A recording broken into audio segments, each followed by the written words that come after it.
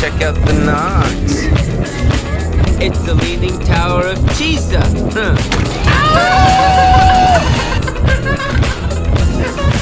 Let's go, Tybalt! Great adventures await!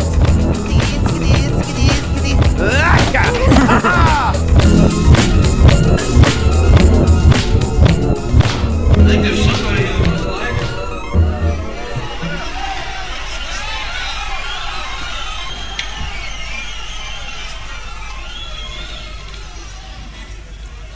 It's been the hardest working band in the business. Hey, welcome to Dystopian Dance Party. This is one of our mini-sodes where we're going to just talk about some other Pauly Shore stuff. So Totally Pauly, and then we have some other treats for you as well about some current Pauly events. My name is Callie. And my name is Zach. So let's actually let's start with we got a couple more comments. These are all from our son-in-law video. Actually, there's one from one of the shorts that we posted for Encino Man that I thought was kind of nice. It was, I think, the clip about how Brendan Fraser is too handsome to be using to try to get girls. And this guy responded to the short. He said, "My best friend and I skipped chorus class for an entire week to go see this at the theater when it came out. Heart, Brendan Fraser." So that was a cute story. For an entire week did they see Encino Man? That was what I was just going to ask. Did they see it every day? Like during chorus class, they went to see Encino Man again from Monday through Friday? An interesting... That's like worst idea of all time did when Cats came out. They did My Week with Cats, where they saw Cats every day for a week while it was in theaters. So that kind of has that kind of feel to it. Except I feel like Encino Man is a way better movie. So they kind of invented the worst idea of all time by accident. So they just skipped it and then just could not bring themselves to go back to chorus class after seeing Encino Man for a whole week. Their lives were so irrevocably altered. And then we got some comments from Son-in-Law, which is doing pretty well. It's so unpredictable because I haven't promoted the Son-in-Law video like at all, but we've got way more views. Still not that many, but more for us. So the mysteries of YouTube's algorithm remain impenetrable to me. But first of all, our buddy Humongous said, "I tried to stay with you guys on this, but I just can't do it. I just can't make myself sit through a complete Pauly Shore anything. Sorry." This was a response that we anticipated. So, apology is not required. I get it. And honestly, this is a little bit of a spoiler, but the movies are getting a little bit harder even for us to sit through. So, so not to show my hand about in the Army now, but I enjoyed that significantly less than I enjoyed the first two. I will say that in my opinion, they get better after In the Army now. Now, yeah. What better I'm hoping is still subjective, but right. The high watermark is Encino Man, a movie that is 3 stars at best, but I'm hoping that it's not because what made 12 Months of Mike so grueling was that we knew exactly when it would stop being fun. And that was about a third of the way through the... Okay, the thing that made 12 Months of Mike so grueling, for real, is that we thought we knew when it would get grueling. And what we actually didn't realize was that it would be the second movie. So that was the issue with 12 Months of Mike. That is true. Whereas with this, I knew at least 2 of the movies were going to be good. I wasn't sure about In the Army Now because I hadn't seen it at the time. And then I know that 2 more really great films are coming out. I don't expect anyone else to agree with me, but I'm very excited to watch Biodome again. So, I'm hoping that that's just a slight hitch and the Weasel train will be back in order. And then he also said that he likes the new format, but he misses the clips of the shows and such. I also miss the clips of the shows and stuff and such. Honestly, a big reason why I wanted to do video at all was because I liked the idea of having a clip running while we're talking. I didn't really want this to be like all my face, But the problem is that Pauly Shore did a lot of content for Disney, and they are much more protective of son-in-law as an IP than I would have predicted. It's like the only thing I could sneak in from either Encino Man or son-in-law was I was able to get just the audio clip of the grandpa using the weasel speak. And I had to do that. I had to drop out the video. So it's just a blank screen with the backdrop. And it just runs the audio. That managed to trick YouTube into letting me do it. But other than that, it's like you have 5 seconds of son-in-law, and they're like, no, you have to pay for that. So I'm hoping that after In the Army Now, things will loosen up a little bit. Well, somehow. Goofy movie, I don't absolutely know. not. I mean, I wouldn't have. Goofy movie is going to be rough. Yeah, Goofy movie. There will be no. I don't even clips. think I'm going to try anticipate. with Goofy movie. I wouldn't, because Right. Goofy movie is beloved. That's the one that I expect them to protect. The other ones I'm not. That's the one that I would have. surprised Yeah, about. and maybe Encino Man, but Son-in-Law was a little surprising. And then In the Army Now, it's like that shit should be on Tubi, But I don't know. It just We will Disney be paid sued for so. everything that we own if we put Leaning Tower of Cheese in there. That's such a. That is $1 million catchphrase. And then this, I actually didn't know it was. I didn't know this comment. This is actually from a user that I don't recognize by name. So welcome. But from their comment, I'm not sure if they're sticking around because all they said was, "I also would be upset if Pauly Shore was in my town." So I guess that's his review of Son-in-Law. What was the context for that? Because out of context, it just sounds kind of threatening. I guess he was just imagining himself as a character in Son-in-Law. And Well, he I'll was tell like, you yeah, what, that would spoiler fucking alert, suck. at the end, he brings the whole town around and they all love him and are talking like him. So, joke's on you. Yeah. And that's what we're trying to accomplish with this podcast. Exactly. We're trying to create a nationwide version of the end of Son-in-Law. If by this Thanksgiving our dad doesn't talk about grindage and nugs, then we failed as podcasters and as children. So that's the comments. Real quick, a couple weeks ago we talked about what's going on now in the Paulyverse, and every once in a while, we follow him on social media and stuff, but he honestly posts a lot. So it's sort of like I dip in and out. I'm not hanging on Pauly's every word. But every once in a while, he'll say something that sort of crosses into something approaching the zeitgeist. And so I'm like, well, this is, we can just have a recurring segment where we talk about what is happening with Pauly now. I don't have a name for it. Weasel Watch or something. I don't know. Weasel Watch is good.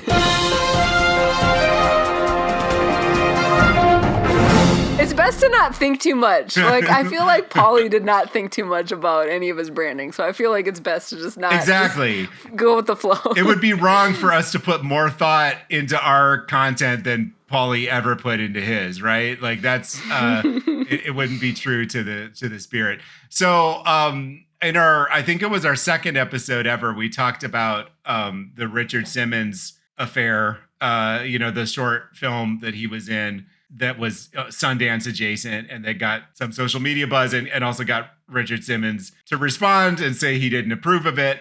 I thought that was the end of it, but a couple weeks ago, Pauly has brought this up again.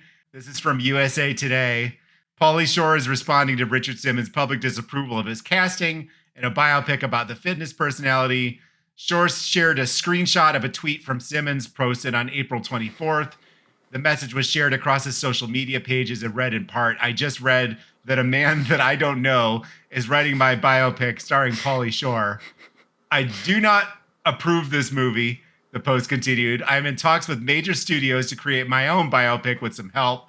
Wait for this movie." Shore addressed the post on Instagram on April 25th, sharing with fans that he was up all night crying about the message. "Richard, how do you not approve of this movie? I mean, really, who's better to play you in a movie than me?" Shore wrote in part in the caption. "I'm perfect. Everyone already thinks I'm you. We're the same. Beautiful inside and out. Hell yeah." Shore noted that Simmons had not yet heard the pitch for the biopic and offered to personally go to his house and pitch in the idea. The actor also shares that he and Simmons used to hang out back in the day and would see each other at the Comedy Store. You're my old buddy. Richard, you're going to love our movie, Shore wrote. We're going to make the most beautiful cinematic masterpiece that's going to honor you in a way that you'll drop to your knees and cry with joy and happiness. There's so much crying. Pauly's very emotional right now. I feel like they're very carefully editing around the part where he offered to rub Richard Simmons' feet. And that was the most memorable part of the Instagram caption for me. So this is reading directly from the Instagram post. So Pauly said, you guys, I was up all night crying regarding Richard Simmons' tweet. Richard, how do you not approve of this movie? Who's better? Blah, blah, blah. Leonardo DiCaprio's not going to play you. Brad Pitt's not going to play you. Richard, you haven't even heard the pitch. Why don't you simply let me come over to your house, bring you some warm matzo ball soup and a pastrami sandwich with dark mustard from Cantor's, rub your feet, and we can listen to the writer, Jordan Allen Dutton, pitch you our idea. And then he goes into the part where they know each other. That's like that's literally how in Can't Stop the Music they get a record deal for the Village People. I don't know if anyone else will. I feel like we're becoming maybe that was a increasingly reference. More niche, but yeah, he also would need to trap Richard Simmons on a plane. Hey, but it worked for the Village People, so. And then in the same USA Today story on Facebook on April 26th, Simmons wrote that he had gotten a fourth offer from a studio wanting to collaborate on a biopic. He wrote in part, I have so many ideas swimming in my head. I'm writing the outline now. Wish me luck. So if nothing else, what this whole bizarre exchange has told us is that we have a huge glut of Richard Simmons biopics to look forward to. That's some what authorized, I was thinking. some not. Regardless of who is playing him, like, why is there such a demand for these movies? Who is asking for this? I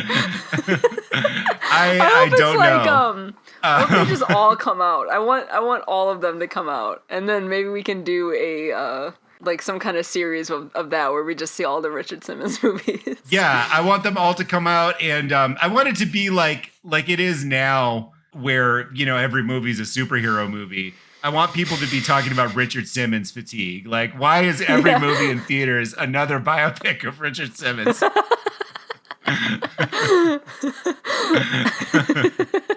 I feel like I remembered, as part of this whole affair, I feel like I remember Richard, who, by the way, is very active on Facebook. I'm not really on Facebook. The last I heard of him, he was like a recluse. So I'm shocked that he's like, apparently he's there just was like that whole thing. film. There was that whole, like, somebody did a podcast where they were speculating that he was like being exploited by his management. And I guess that isn't the case. But he's making like multiple Facebook posts a day. So I'm assuming that when they made that podcast, I'm assuming this is a recent development. But yeah, he is extremely active. So I can't actually find the post. He might have deleted it. But I feel like I remember him saying that he wanted Tom Cruise to play him and not Pauly Shore. Yeah, which is very funny. I remember that when we first read it, but I don't know maybe he deleted where that post. I read that now. Or maybe we imagined it. Maybe he had to delete that post because Tom Cruise is playing him in the movie and the studio made him take it. I thought you were going to say because Tom Cruise is having legal action against him because he's a Scientologist. But maybe that too. So that's your Pauly Shore, Richard Simmons update. I know we're all waiting with bated breath for the resolution of this. And then also, here's a weird thing. I happened on this randomly when I was editing the Son-in-Law episode. I was trying to find the news article that we referred to about the Marry Pauly Shore competition. So I just like searched Pauly Shore marriage competition. And instead, I got served all of these links about, I guess late last year on the Drew Barrymore show, which I'm like constantly hearing about, but I have never watched a single my will, second like of in my life. Yeah, like it's always, they must have great management or something because I'm always hearing about the damn Drew Barrymore show. But apparently late last year, Pauly got down on one knee and proposed to Drew Barrymore on her daytime talk show. This is from Entertainment Weekly. This is from back in January because they caught up with Pauly a few months after. So it's like around the time that we were starting this show. The actor and comedian who is set to star as fitness guru Richard Simmons in a forthcoming biopic tells EW that Barrymore is the one controlling whether the pair will get hitched or not. You're going to have to ask her, Shore says when asked for a post-proposal update.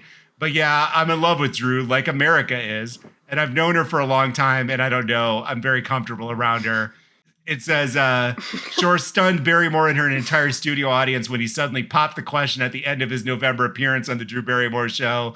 At the time, Barrymore said she would give him an answer on a subsequent episode, but EW has since learned that the series does not have plans to ever air her response. And this like threw me for a loop too, because Drew Barrymore was very briefly married, like actually married to Tom Green, aka the Pauly Shore of the late 90s and early 2000s. So it like, I had this weird moment where I was like, wait, Pauly Shore proposed to Drew Barrymore? Like, why does that sound familiar? And then I realized that this was all some bizarre publicity stunt from her show like 6 months ago. So maybe instead of Pauly Watch, maybe this sequence can be called Is Pauly Shore Okay?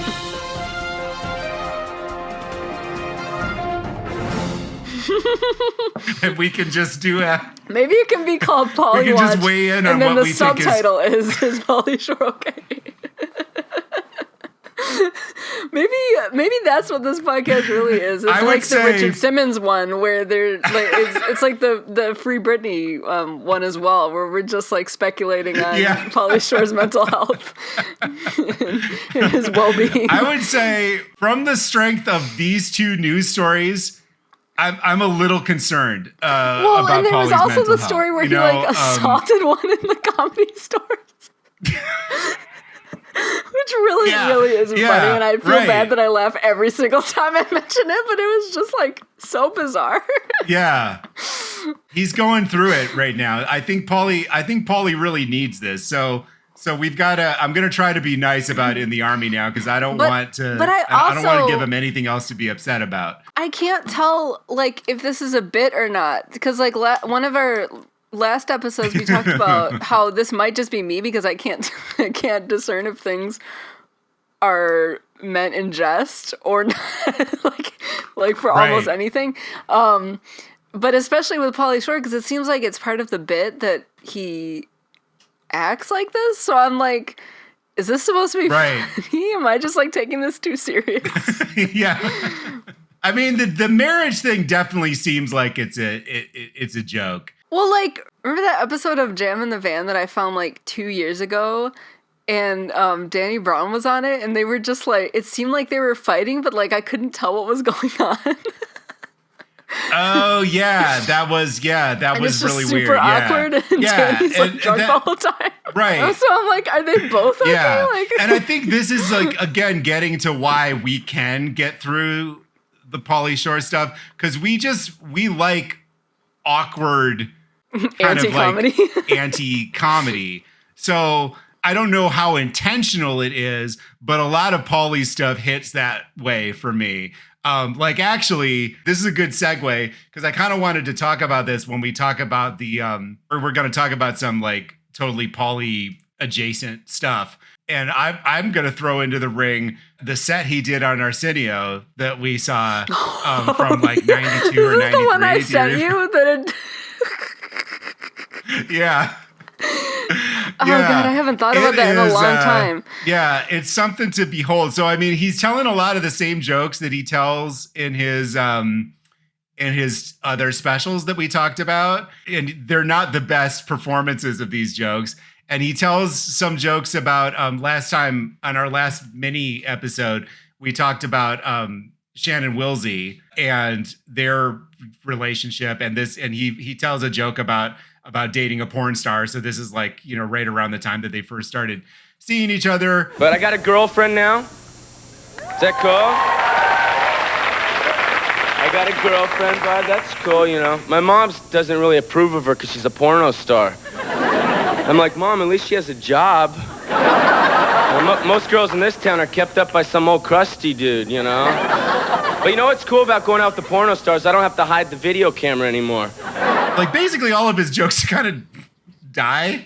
Like, the audience is not really into like, it. It's like with the David Lee Roth stories. It's like, if you've heard it once, you've heard it 1,000 times. It's like, he's talking about wearing a condom. Yeah. He's talking about, like, it's just like the Pauly Shore set. Doesn't he? Yeah, he talks about AIDS again, doesn't he? At the like, he of course he does. ends with like this grim joke about AIDS, and then he's like, I guess I'm out of time. Bye. And that's it.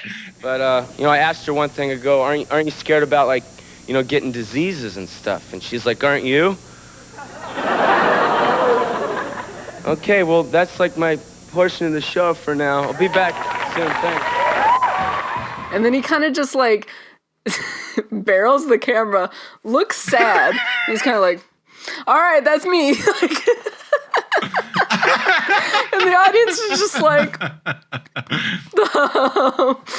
I think generously, the things that I found funny about it were 40% intentional. But you know, that's. He's also dressed like Steven Tyler, works for so me. that adds to it too. Yeah, it does. It does. All of this showmanship, and then the actual material is just like barely thought out. And you have to keep in mind that in context, this was after an interview he had on Arsenio where he was asked, like, what's the difference between you and the Weasel? And he said he was doing that bit where he's like, well, the Weasel is like this, and I'm like this. Like, it's literally just the same thing, and that's the joke. So, like, imagine that interview and then that set. Yeah. So let's talk about, we've got some Pauly, is all Chillin with the Wiez, right? So I haven't been watching Totally Pauly at the rate that I was before I took a break, but I've been getting back into it, and I just had it on shuffle like usual, and it kept playing the spring break episodes, which have become my favorite now because they are probably like 10 times more chaotic than a regular Totally Pauly there's or somehow Totally Different Pauly less episode. planned because, you know, it's happening live at this hellhole in Daytona Beach, you know, so it's like whatever modicum of editing and scripting went into Totally Pauly and Totally Different Pauly does not exist for Chillin with the Wiez. It's just... And not only that, but like obviously Totally Pauly and Totally Different Pauly were kind of subject to whatever music videos were out at the time. But the music videos were kind of inconsequential to the content of the show. Like whatever he was doing, he'd be at a Halloween store, and then he's like, all right, take me to the other side by Aerosmith. It's like, it doesn't have anything to do with anything. Whereas with this, it's like he's kind of like keyed in to the 90s zeitgeist, which means that like he comes out with this unitard and he's dancing to I'm Too Sexy by Right Said Fred. Or like there's one not from this episode but from a previous Chillin with the Wiez, and that was the one where Vince Neil comes out and advertises his swimsuit line that I don't think ever came out. Aside from like that stuff, the funniest thing about it was that like, okay, so he interviews RuPaul on that one, and then he's like, and next we're gonna have Snow performing. It's like, Snow? Like, was Snow this popular? Like, Informer Snow, the white reggae guy? I was like, this is so weird. But I guess he was, because they spoofed him on In Living Color too. So I'm like, this had to have been a really ubiquitous song, but like it's just so funny to think about now. Hit. Or like in this one that we're gonna talk about today, the 1992 one. He comes out to Kickstart My Heart by Motley Crue, and he's like singing along. When I get high on speed. High run a fuel, it's the drug for me. My heart can't stop. Always got the cops running after me. To the 103, my heart can't stop. My heart. Ooh, are you ready, girls? Ooh, are you ready now? Yeah, can't stop my heart. Hey, turn it up. And then he tells the audience like, I show up at band practice and they kick me out, man. Shut, yeah, dude. I'll just be a race car driver. Turn it back up. I don't care. And then he gets into a tiny car and like reverses it. And that's the intro to the show. And then just like Yeah, cut it's just to something else. They just kind of like let him go. And so it's like, this is the most pure, undiluted Weasel experience you can get. Everybody's hammered, everybody's yelling. And then Vince Neil Spinal is there Tap promoting plays his for some swimsuit reason. line. Spinal Tap plays, yeah. There are also these segments he does with Rodney Dangerfield. Yes, those were extremely awkward. Oh, man, witness the wild chicks, bro. Forget wild chicks. I want to meet a good girl, a girl who's never played around. I figure she's due. I mean, on the one hand, it's like it makes sense because obviously Rodney Dangerfield is like from the school that his dad came from, you know, and he's a big comedy nerd. And so, you know, it makes sense on that level. But then like their sensibilities are so at odds with each other. They're just like, they seem like they're doing totally different routines. Rodney tries to do some of the Weasel speaking, and it's just very funny in like a, you know, train wreck kind of a way. Come on, Rodney, just do me a favor, bro. Just practice this for a second, okay? Go, hey, fresh nut, I'll check out the wood you created, buddy. Hey, fresh nut, I'll check out the wood you created, buddy. And then end it with the howl, bro. Ow! Ow! Yeah, man. One thing that I found genuinely funny was when Pauly sort of like asked like, how did he end up here? And Rodney Dangerfield just without missing a beat is like, lost a bet. That was like genuinely funny. It wasn't the anti-comedy thing. I'm like, but it kind of was because it's like, Right. it's that thing where the whole bit is that everybody hates Pauly Shore. Right. Yeah, he says something at one point. He's like, stay away from my daughter and my son.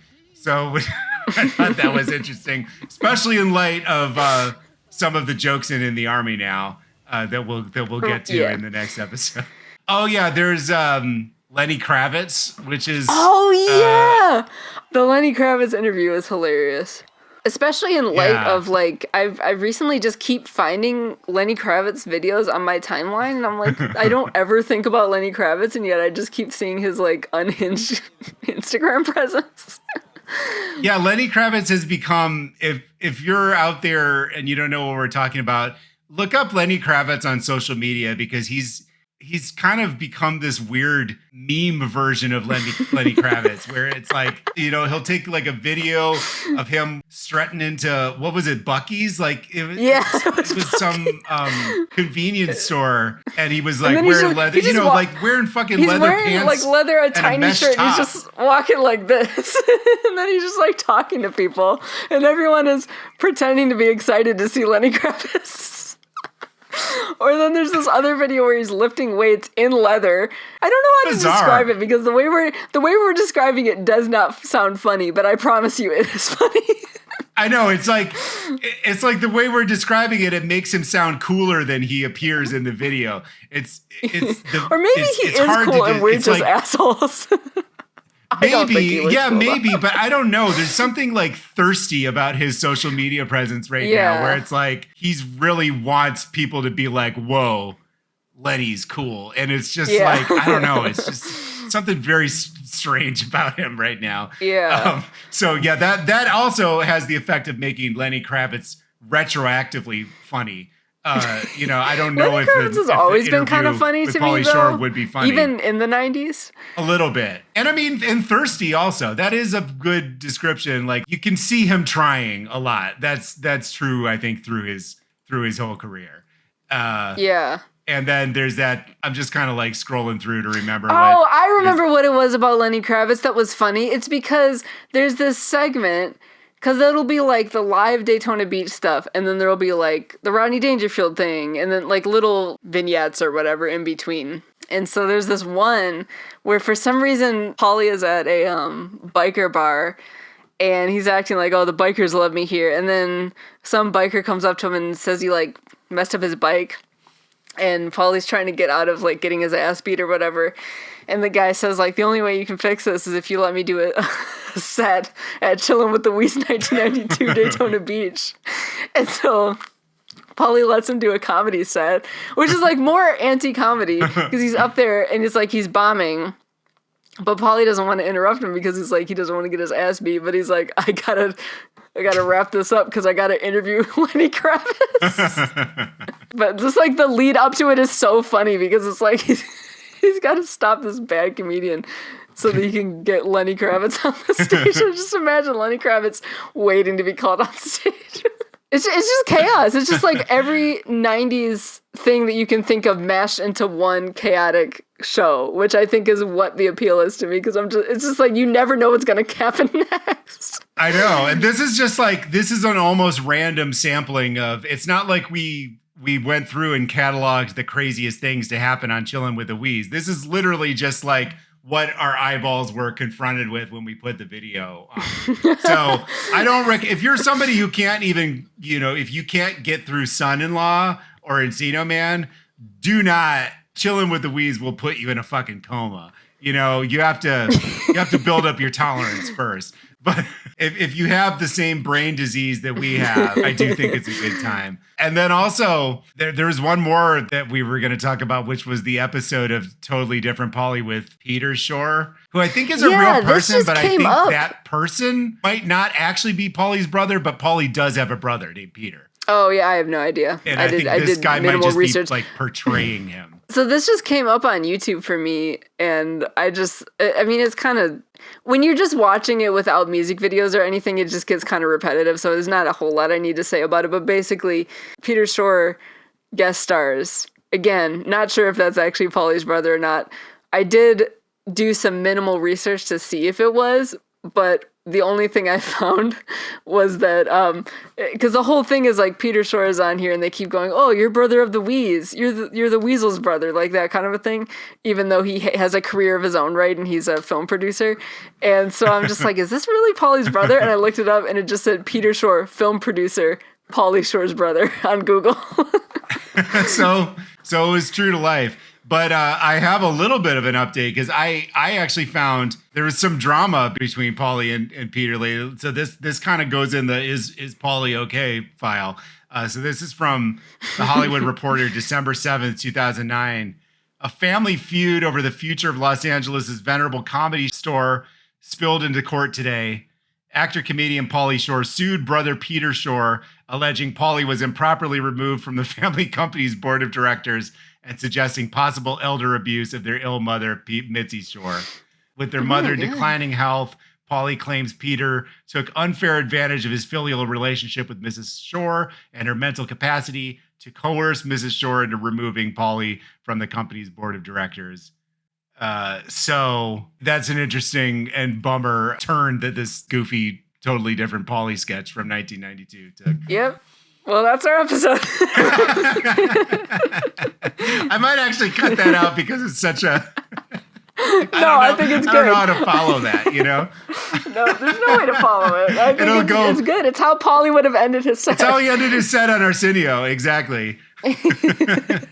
we gotta embrace the spirit of the thing. So this was not a full episode, obviously. We've been putting in these like fillers to talk about other things. I honestly don't know what we're gonna do for the next filler because I think we've officially caught up with Totally Pauly Fan, who is our source for the MTV stuff. And so I don't think there's anything from 94. And I barely have one episode's worth of In the Army Now stuff to talk about. So we're just gonna have to wing it. And maybe there'll be, maybe Drew Barrymore will announce the results of the engagement and we can talk about that in a month. But for now, we'll see you in 2 weeks when we talk about In the Army Now. Of course, you can find us on YouTube at Dystopian Dance Party, on Instagram at Dystopian Graham.